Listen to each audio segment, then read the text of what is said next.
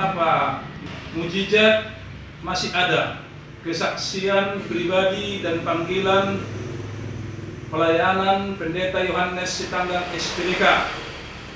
Saya Pendeta Yohanes Sitanggang SPDK dipanggil Tuhan secara pribadi menjadi hambanya lewat masalah penyakit. Yohanes 11 ayat 4, sebab oleh penyakit itu anak Allah akan dimuliakan. Pada tahun 1983 pada waktu itu saya Pendeta Yohanes Sitanggang SPDK berumur 18 tahun bepergian atau berkunjung ke kampung halaman nenek opung dalam rangka bertahun baru di Pulau Samosir. Singkat cerita, pada waktu itu saya Pendeta Yohanes Sitanggang SPDK jatuh sakit hingga sampai tidak menyadarkan diri, sehingga rencana bertahun baru bersama dengan nenek gagal. Karena saya pada waktu itu segera dilarikan ke rumah sakit Sari Mutiara Sitanggang yang ada di Helvetia dan mengalami kesembuhan dari rumah sakit itu. Dan setelah pulang ke rumah tidak berapa lama penyakit itu kambuh kembali, sehingga pada waktu itu bapak bersama dengan mama menjadi bingung melihat kondisi kesehatanku. Dan saya masih ingat pada waktu itu bapakku sering menangis, bahkan rambutnya sampai memutih melihat keadaanku, karena aku adalah satu-satunya anak yang paling disayangi dari 4 laki-laki bersaudara. Bapak dan mamaku tidak jemu-jemunya membawaku ke rumah sakit yang terbaik yang ada di seluruh kota Medan. Bahkan bisa dikatakan uang sudah begitu banyak dikeluarkan untuk biaya pengobatan. Namun penyakit itu tidak kunjung sembuh, tetapi sebaliknya penyakit saya pada waktu itu semakin parah. Pada waktu itu bapakku pernah memberikan pernyataan, biar habis semua harta, yang penting anakku sehat walafiat. Karena bapakku punya prinsip kesehatan anakku adalah harta yang paling berharga, sehingga bapakku terus berusaha mencari kesembuhan ke berbagai perdukunan, bahkan sampai puluhan dukun yang memberikan pengobatan kepada saya. Dan bahkan saya pernah diramalkan salah seorang dukun yang memberi pengobatan kepada saya. Dukun tersebut berkata kepadaku bahwa saya akan menjadi seorang dukun. Berhubung kakek saya adalah seorang dukun dan saya dikatakan akan mewarisi perdukunan kakek saya. Dengan satu rahasia, dukun tersebut berkata kepada bapakku tidak boleh diberitahukan kepada siapapun bahwa saya akan menjadi seorang dukun. Tetapi bapakku tidak ingat akan rahasia yang pernah dirahasiakan oleh dukun tersebut. Rupanya bapakku membongkar rahasia yang dirahasiakan dukun yang bermarga Opung Tomi tersebut kepada salah seorang dukun yang berasal dari Aceh ataupun Singkil, yang kebetulan pada waktu itu sedang melakukan pengobatan kepada tetangga di sebelah rumah, sehingga hambarlah semua, batal, tidak jadi dukun. Dan pada waktu itu penyakit saya semakin gawat, bukannya semakin sembuh, walaupun telah puluhan kuasa perdukunan mengadakan pengobatan kepada saya. Sehingga pada akhirnya bapak dan mama telah berputus asa untuk mencari kesembuhan, karena saya sudah dibawa ke berbagai-bagai rumah sakit dan ke berbagai-bagai perdukunan, namun tidak kunjung sembuh. Hingga pada akhirnya saya harus berbaring sepanjang hari di atas kasur di rumah.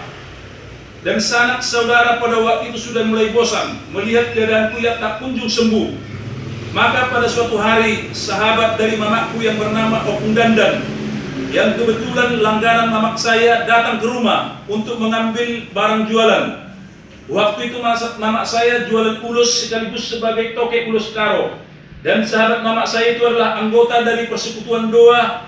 Dan sahabat mamak saya itu terharu melihat saya yang sedang terbaring di atas kasur, mengajak saya berdoa dan diperdamaikan untuk menerima Yesus Kristus. Dan saya dituntun untuk rajin membaca Alkitab. Lalu sahabat mama saya yang anggota persekutuan doa mempunyai kakak seorang pendeta keliling dunia, menuntun kami sekeluarga untuk pergi bersama-sama membawa saya ke Yayasan Bukit Doa Taman Getsemani yang beralamat di Jalan Tuntungan Pancur Batu Medan.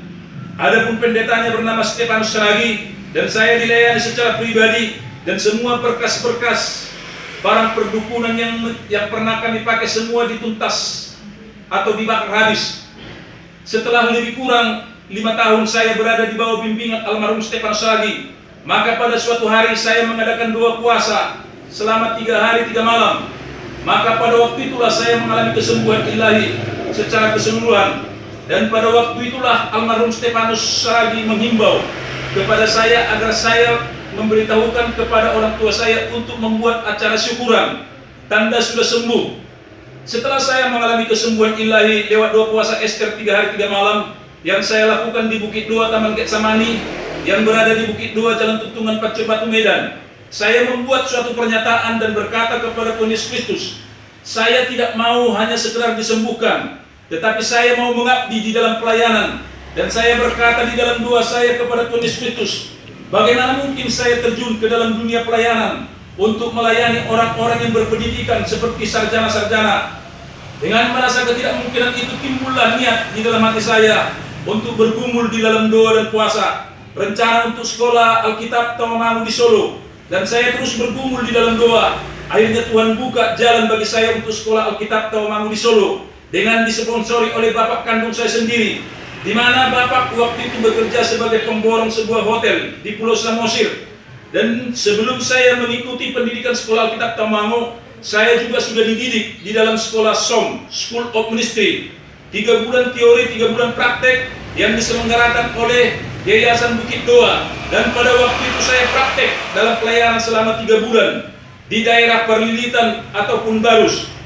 Setelah saya menyelesaikan pendidikan selama 2 tahun, saya diajak seorang almarhum alumnus Tawangmangu yang kebetulan putra Samosir yang bernama almarhum Bonggali alias Cornelius Nadia untuk merintis Gereja Betel Indonesia di Pangururan. Dan kami bekerja sama dengan sungguh-sungguh melayani di Pangururan, yang dimulai dengan melayani persekutuan doa anak-anak dan sering melakukan KKR, melayani ke penjara dan juga ke perkampungan Limbong. Demikianlah kami melayani hari lepas hari, bahkan bulan lepas bulan sampai pelayanan itu berkembang. Bahkan sampai sekarang boleh berdiri sendiri. Adapun berdirinya Gereja Betel di Pangururan Samosir yang digembalakan oleh almarhum Bonggali Nadia, itu adalah hasil kerja kami dengan almarhum Nadia bersama Mas Tebu Sihotan. Saya Pendeta Yohanes Sitanggang SPDK mempunyai andil atas berdirinya GBI Pangururan.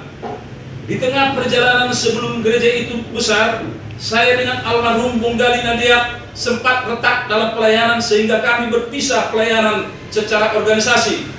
Karena sebelumnya saya bukanlah warga GBI, tetapi warga Yayasan Bukit Doa. Akhirnya kami membuka toko buku Kristen Bukit Doa dan mengadakan persekutuan doa 1 kali dalam 1 minggu, setiap hari Jumat. Persekutuan itu berjalan selama 2 tahun.